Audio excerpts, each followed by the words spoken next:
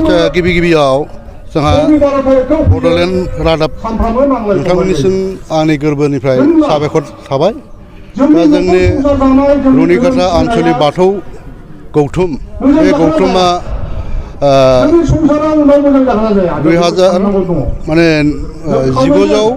1990 मायथाइयावनो जों गायसनदों। बे गायसननायनि गेजेरजों जोङो जोंनि बाथौ धोरोमखौ माने बोसोरे जों जुथुम्मा खालामो, कनफारेन्स खालामो। ओमफ्राय दिनैसिम 32थि बोसोरसालिया जाबाय। गेजेराव जोङो रुफाथि मायथाइ खुंखांबाय। दा जोंनि नैबे खुंनायनि उद्देश्यआ जाहैबाय जोंनि बाथौ धोरोम, बे बाथौ धोरोमखौ बर' हारिनि मोनसे देरसिन धोरोम, बर' हारिनि मोनसे सिनस्रि। बे बाथौ धोरोम थायोबासो बर' हारिया थागोन।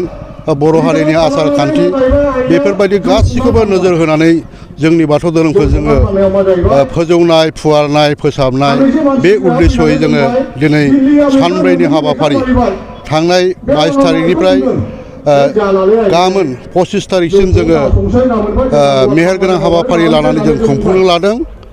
दा बे हाबाफारियाव जोङो जोंनि धोरोमखौ रायजो राजाफोरजों सावरायलायनायनि गेजेरजों गोबां जोङो सावरायमेलनि टपिक्स लादों। बे टपिक्सनि उनाव जों गोबां आलासि लाबोनानै जों सावरायखांबाय।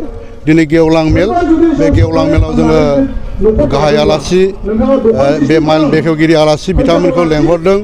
आरो बेहाय थान्दै मेलनि गेजेरजों मा थांखि लादों बाथौ धोरोमनि फोसाबनायनि गेजेरजों एबा जौगाखांनायनि थाखाय? जों बाथौ धोरोमखौ जौगाहोनो थाखाय गोबां थांखि लादों। बिनि गेजेराव जोङो जोंनि आनसलिकआव गंफ्रोमबो गामियाव बाथौसालि, आर'जसालि गायसननाय।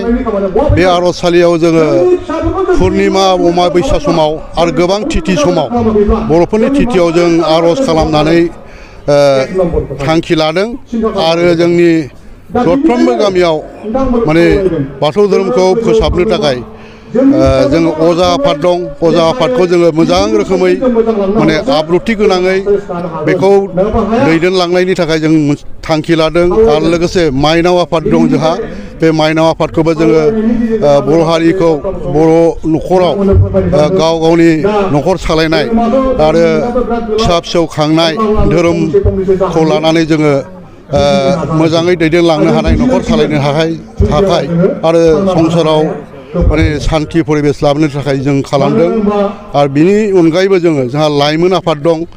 दानि जाखांफुनाय लाइमोनफोरखौबो जोङो धोरोमाव फोनांजाबनानै माने बिथांमोनखौ माने जौगासार खालामनाय, फरायनाय, साननाय हनाय, मुलुगाव सान्थि लाबोनो बा बर' हारियाव सान्थि लाबोनो थाखाय जों बे उद्देश्यै गोबां थांखि लानाय जादों। धोरोमारि बिथिङाव गियानखौ लानो, दा बे खेत्रआव नोंथांमोना गियान सोनांगौ, बेनि सायाव मोजां गियान लानांगौ, माबाफोर थांखि लादों नामा? औ, जों लाइमोनफोरखौ बाथौ धोरोमाव माने नांथाबहोनो थाखाय गोबां जों थांखि लादों। बिनि गेजेराव जोङो माने बाथौ धोरोमनि जि लाइमोन बैसो हिन्जावसा हौवासाफोरखौ मन्दिराव माने पुर्निमा बा तिथि समाव जोङो हाबनानै धोरोमनि सोमोन्दै मिथिहोनो बा फोरोंनो लादों। आरो फरायनाय सोलोंनायाव जेरैथिंबो दावगानो थाखाय जों बिसोरखौ माने मोजां राहा लानो थाखाय काउन्सिलिंबो होखांबाय थायो। आरो दासिमबो बे थांखिखौनो लानानै दङ।